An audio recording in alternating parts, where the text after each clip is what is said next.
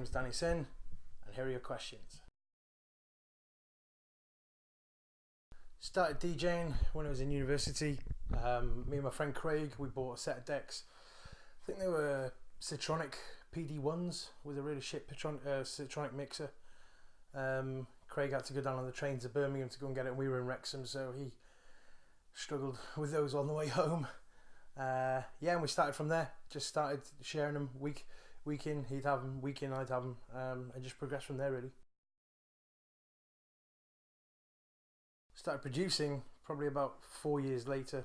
I got myself a copy of Fruity Loops and went on from there really. I still use it to this day. It's just pretty versatile, pretty good for workflow, I suppose. Dabbled with Ableton, and you know, I love Ableton as well, but I just find things much easier on Fruity Loops, especially now it's out on Mac.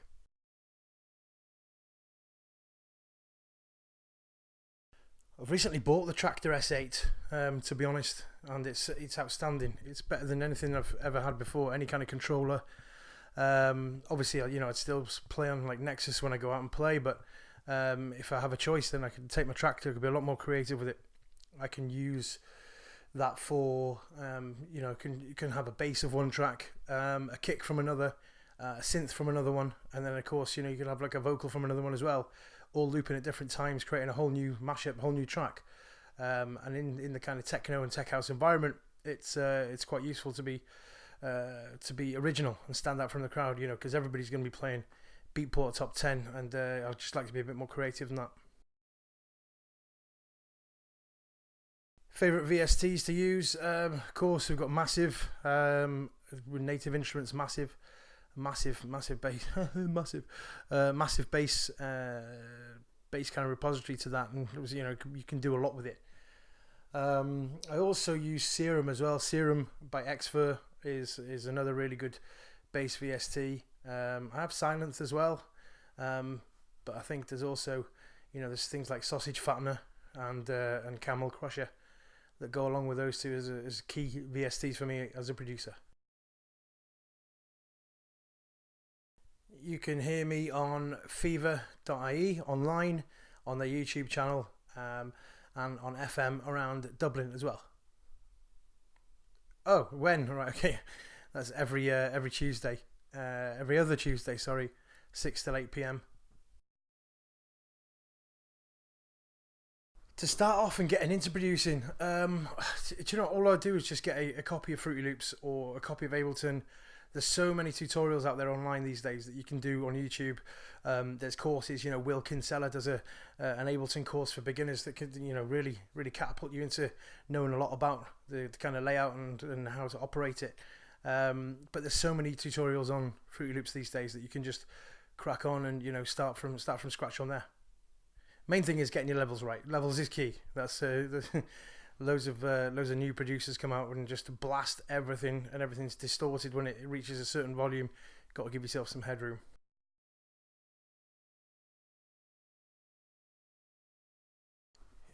I don't think there was a eureka moment into getting into house. I've always been into house in different varieties, be it tech, be it funky, be it electro, be it hard. You know, I've always been like a house fan. You know, ever since I started DJing, some of the first records that I bought were actually funky house, and going from funky house into more kind of electro, and then you find yourself going into more harder, darker stuff. But yeah, it's house has always been a passion of mine. Why do I wear black? You say that as I'm all in black here today. I wear black when I DJ and when I'm out and about. One, because I'm pretty fat and it hides it, and secondly, when you up and about dancing a lot as a DJ, you know, you don't see the sweat as much. Do I like living in Ireland? Yes, I do. It's interesting. Everybody's really friendly. I've noticed that. You know, you're gonna have the odd idiot, but you know, overall it's been pretty good so far. Apart from the M50, don't like that. Who would I like to collab with in the industry? Well, funnily enough, there's a young producer who's just been bringing music out recently. A couple of them actually. Kiva Oates, she's pretty good. She's released some stuff recently, and also Doves, friend of mine, Jamie. You know, he's got kind of a dark kind of techno side, is the kind of thing that I like as well. So, and I like to play. So, definitely with those two to do something. And I was speaking with Dean as well the other day, Dean Elso, about putting something together as well. So yeah, I'm sure there'll be something coming for 2019 from one of those. First public gig, I think it was a DJ competition in the student union, and when I did that, it was terrible. I couldn't mix for toffee because it was the first out time. You know, it was like a horse falling down the stairs. It was on vinyl these days, by the way. But yeah, it was horrific. Never shat myself so much in all my life. But yeah, pretty nervous. But you know, went on to play in a different DJ competition, then started my DJ career from there. Working alongside DJ Cooter from Entrance, kind of like his understudy, I suppose. Yeah, good times.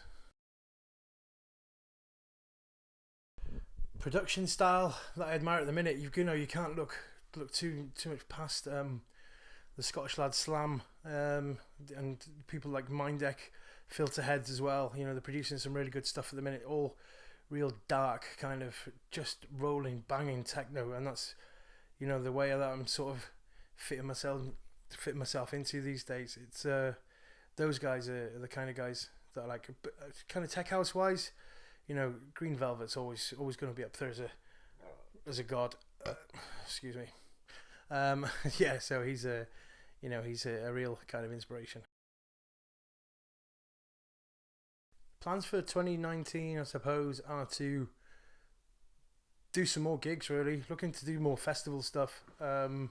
Play more kind of techno related events as well. So those kind of things. And production side, I've got a lot on for 2019. I've got a lot of things coming out. Working on stuff at the minute, which is kind of new. So yeah, keep your eyes peeled for that kind of stuff. I am a Mac producer, although I started as a PC producer because I couldn't afford a Mac, basically. But now that Fruity Loops is on Mac as FL20 and is pretty stable, you know, I'll continue to use that just because I'm used to the workflow. Like I said before, I do like Ableton, however you want to say it. But I just find the workflow and, you know, being able to modify and tweak things in Fruity a bit easier. Best way to break through into club gigs? Well, you know, you just got to hustle. You've got to really hustle. You can't stop.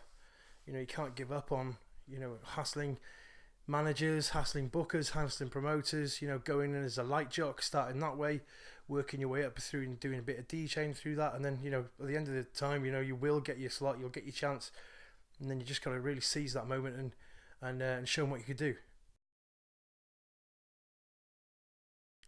Favorite bit of kit? It's my Traktor S8. I can't fault it at the minute. It's the business, and you know, I really love it. I don't know, never counted. I think there's about 32, 35, something like that. More to come. I'm not finished yet. How'd you get your music on Beatport? Well, with the label, I suppose. It's quite funny actually. The kind of stuff that I sent out to labels just kept getting rejected, and in the end I just put a post on Instagram. Are there any techno labels interested in signing tracks? Anyway, one guy said, you know, if I had $1 for every time somebody sent me a track, and I said, look, do you want to listen to it? Anyway, he listened to it and he sent me a message back saying, yes, I want to sign this. So, you know, you just got to keep hassling. You got to keep hustling.